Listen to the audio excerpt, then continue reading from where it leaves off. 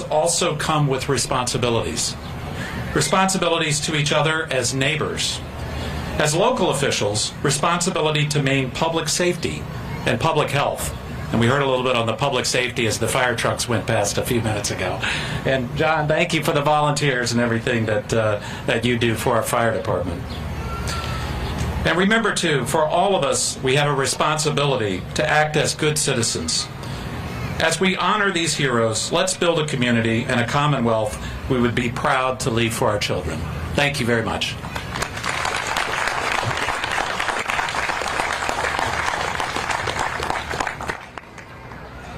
Before moving on to our next speaker, I would like to take this opportunity to recognize in absentia a frequent participant to the annual ceremony. U.S. Congressman Jerry Connolly, the congressman, a member of the House Foreign Affairs Committee, is currently in Europe following up with his NATO-related commitments. A Rotarian in his own right, he has made the special effort to reach out and wish everyone the very best who are here today. And now I am pleased to introduce the Governor of the Commonwealth of Virginia, the Honorable Glenn Youngkin.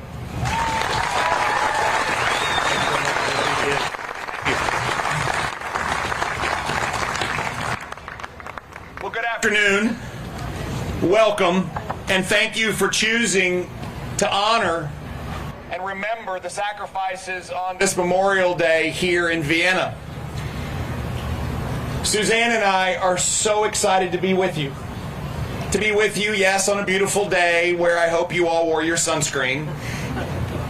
But most importantly, on a day that we remember sacrifice. A day that we remember the fact that freedom isn't free. I want to thank all of the amazing efforts that went into making today come about. It's volunteerism at its best. And that's what makes Vienna such a special place. What an honor it is to pay tribute on this Memorial Day to the brave men and women who paid the ultimate sacrifice for our nation. A sacrifice that enables all of us, our children, our grandchildren, to experience and live the freedoms of this great country. A sacrifice that can and will never be fully repaid. So I stand here today on behalf of a grateful Commonwealth and a grateful nation. It's also hugely important that we honor the sacrifice and the commitment of families who have lost a loved one, of families who take forward the responsibilities of their loved one who went to protect our freedoms. Mothers, fathers, sons, daughters, parents. Friends, this is a moment when we recognize one basic reality. That men and women across this great country for centuries have given their lives for us. We're committed to recognizing that these lives were sacrificed for our freedoms. Nearly 12,000 Virginians are inscribed on the walls of the Virginia War Memorial's glass and stone foundations. And those names are inscribed so that we will never forget, from World War II to the present, Virginians who answered the call. And though they have been taken from us, their service will never be forgotten.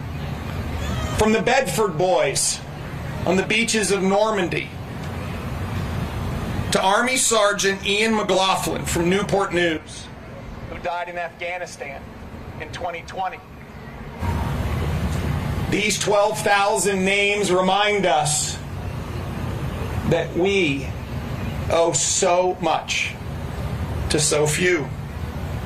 Just recently, 2 names were added to those hallowed walls, to the shrine of memory. 2 names that had been lost, missing in action.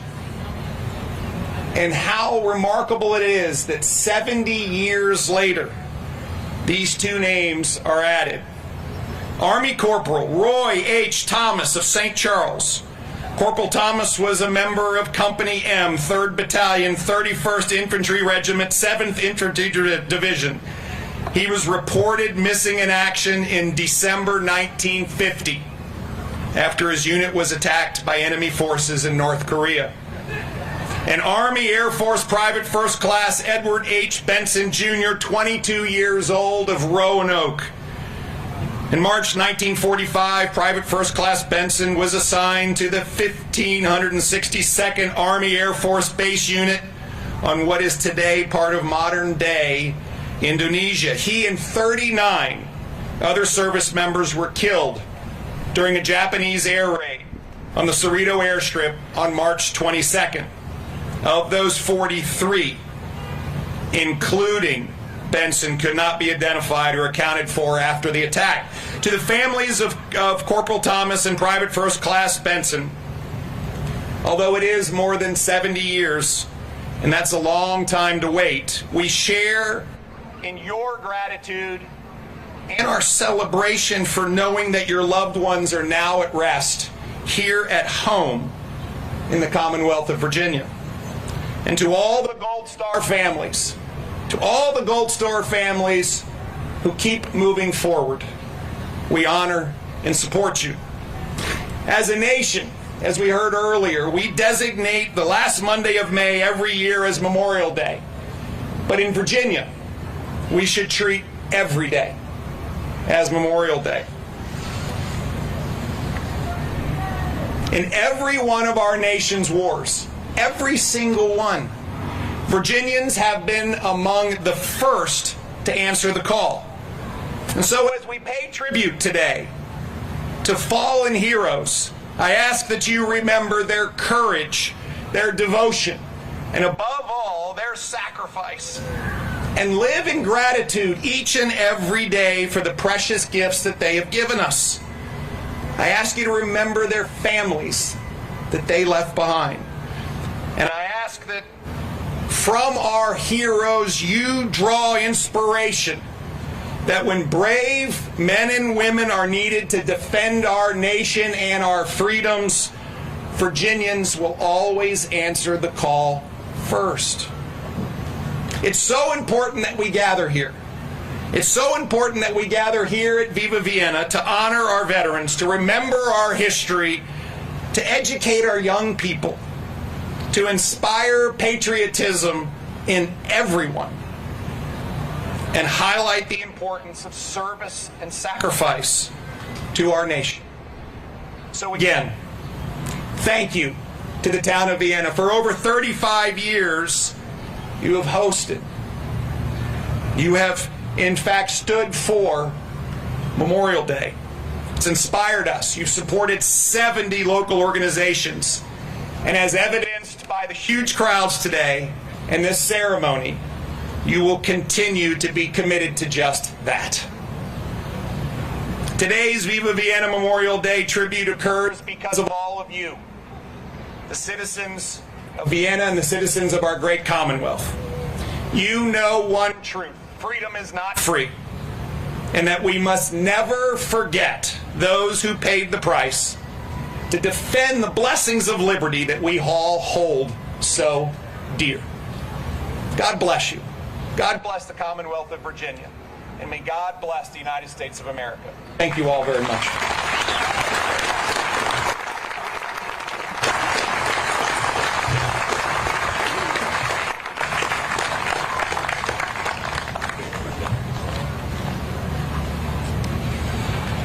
Thank you so much for joining us today, Governor Youngkin. Together with your wife, Suzanne, we appreciate your presence here today and those inspiring words. Thank you very much.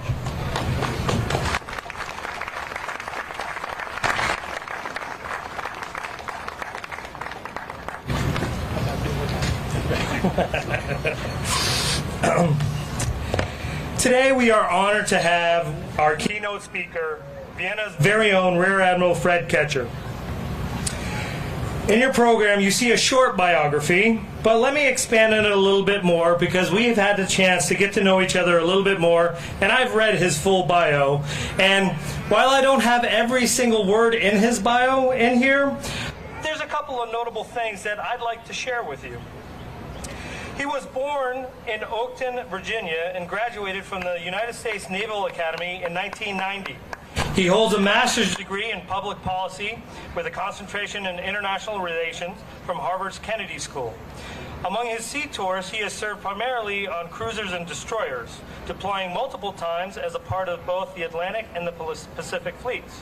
At sea, he served as commander of the Expeditionary Strike Group 7, forward deployed to the Western Pacific, executing 4 at-sea patrols with American Strike Group.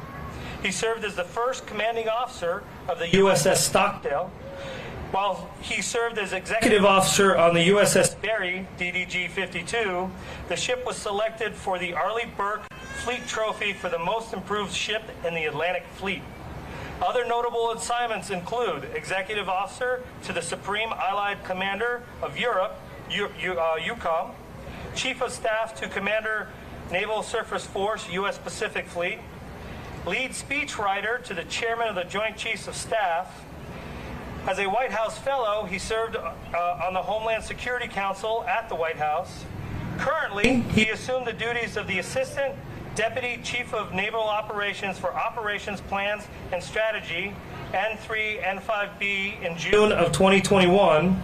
He holds various individual and unit awards, and in 2005 he was selected for the Admiral Elmo Zumwalt Award for Visionary Leadership.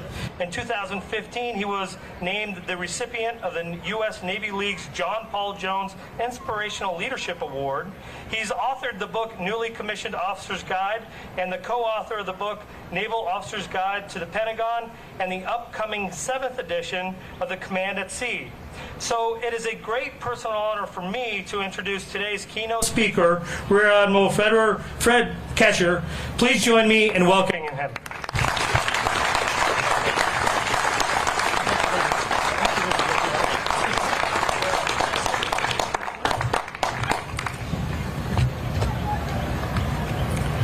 Well, thank you, Gunnar, for that very kind introduction. I'm sorry I had to listen to 3 minutes of that in all this heat that reminds me so much of Southeast Asia, but it is an honor to be here. Okay. I really want to take a moment and echo the mayor and the governor's comments regarding just how great Viva Vienna is.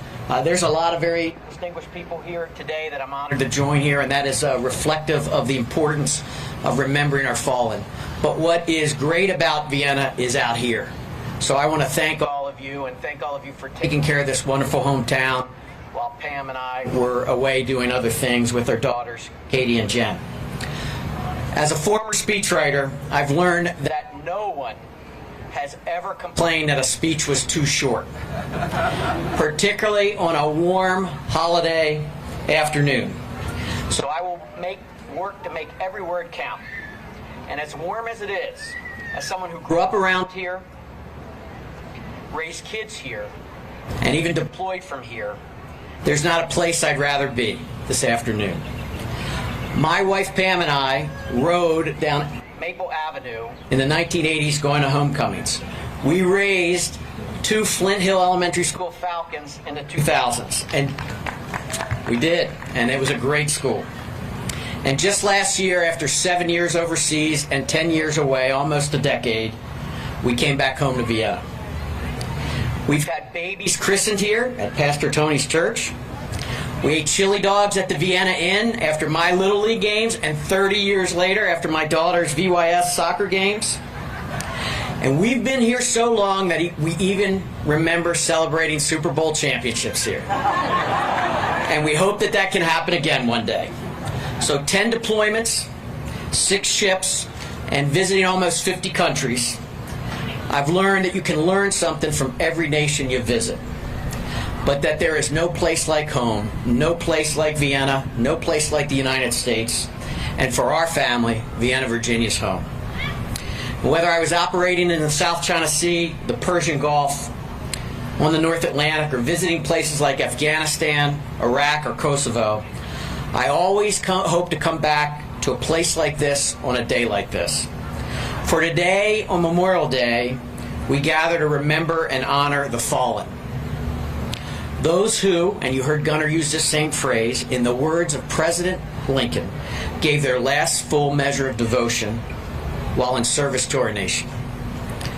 Like many others who are in this audience and who have served in uniform, honoring them takes on a personal dimension for me. I've been privileged to do so at cemeteries in Normandy, in Okinawa, in the Philippines, at Gettysburg, and much closer to home here in the Tomb of the Unknown Soldier. I've met Gold Star moms. I've met kids who've lost their dads. And I think it's important to remember for them, every day is Memorial Day. Now, from my office at the Pentagon, where I just work at a desk, I look out upon every day the white tombstones of Arlington, and they stand as a beautiful but stark reminder of the price the fallen have paid for the freedom the rest of us enjoy. Over the last 20 years, the numbers of tombstones in Arlington have grown. They've grown from the World War II greatest generation that is passing from our midst every day, and they've grown from the young men and women we've lost in the last 2 decades of conflict, who rest eternally in Section 60 in Arlington. Some of those lost grew up in neighborhoods near places like Oakton, like Fairfax, and yes, like Vienna. Days like today should inspire all of us to be citizens and neighbors worthy of their sacrifice. As we remember their sacrifices, however, we should not merely remember how they died, but how they lived. We should remember their service, their willingness to step forward, and most of all, the families they loved. And if there's a family member here who's lost someone that we remember on Memorial Day, I'll stay right up here afterwards, and I'd be happy to meet and talk to you and learn about your loved one. I mean that sincerely. I know a little bit about these folks because I'm blessed to work with people like these heroes every day. A year ago this month, I relinquished command of America's Strike Group, deployed to the Pacific, as Gunnar kindly shared. That ship is named for USS America, the centerpiece of our strike group. On that whole group of ships, 5,000 sailors and Marines worked, served, and sacrificed together. And I wish every American, everyone here today, could see the teamwork that I witnessed on that beautiful ship named after our nation. I miss them every day. Our nation has been through quite a bit lately, but every day, these young men and women from every walk of life, from small towns and large cities, demonstrate the best our nation has to offer. And around the world, right here as we enjoy this ceremony, remember, airmen, soldiers, sailors, Marines, Coast Guardsmen, the Space Force, not only give their best, but they're literally giving the best years of their lives for all of us.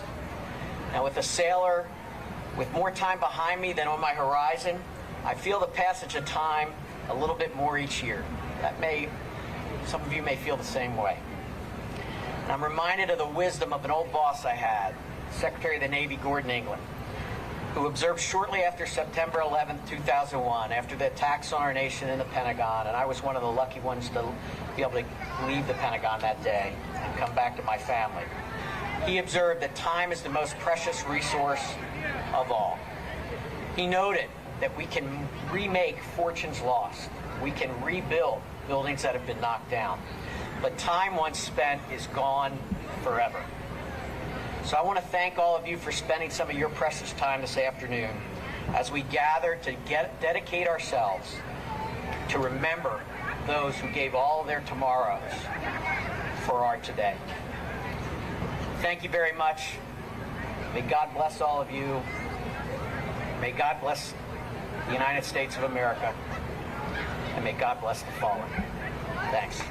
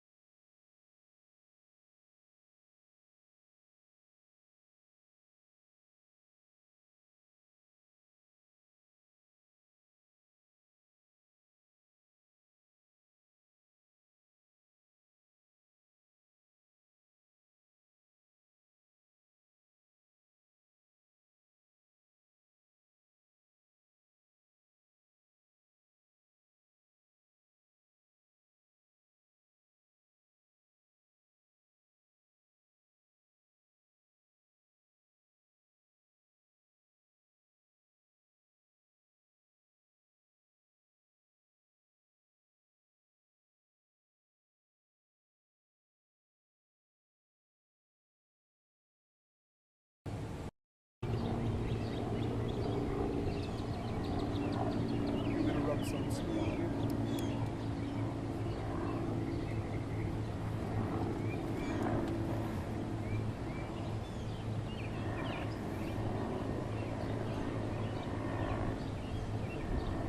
starts typing him out with the word last time.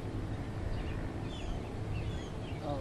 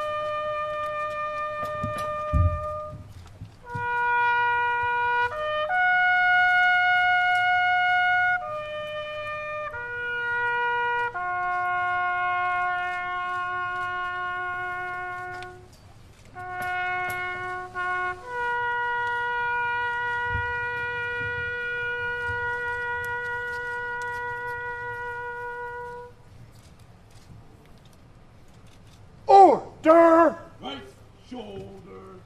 Oh!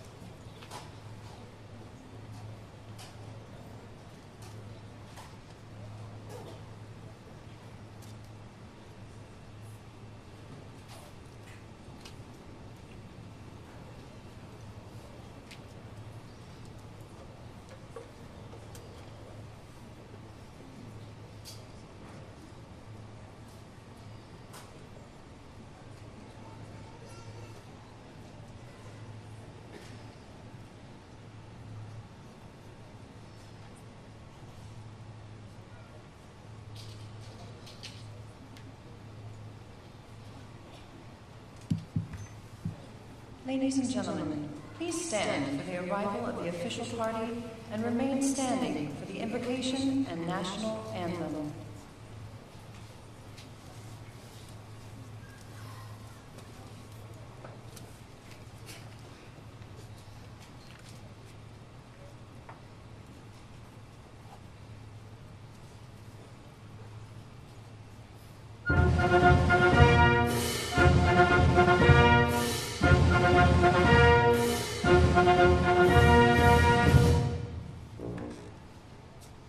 Ladies and gentlemen, the President of the United States, accompanied by the Secretary of Defense and the Chairman of the Joint Chiefs of Staff.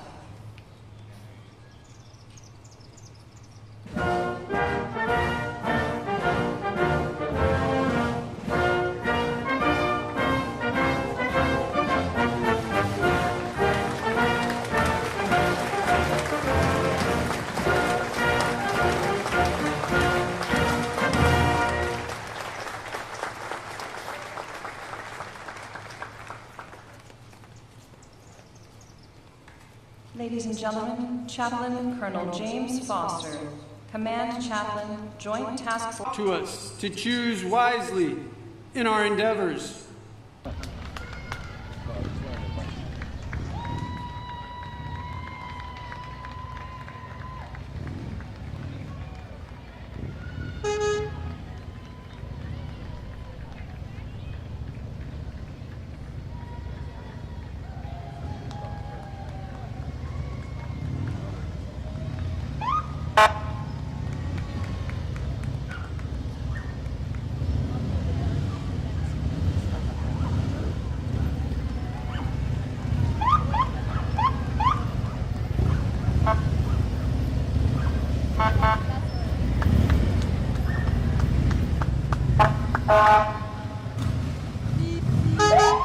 Hey, that guy's the sheriff.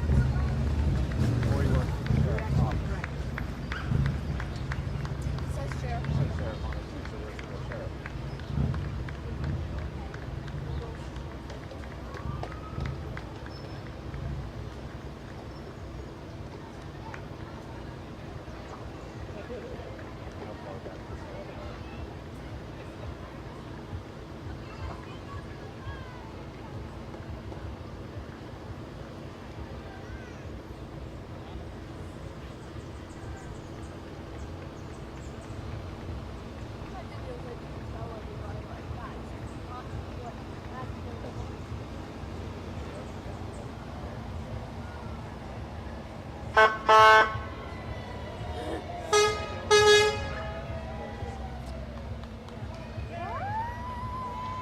In the jail?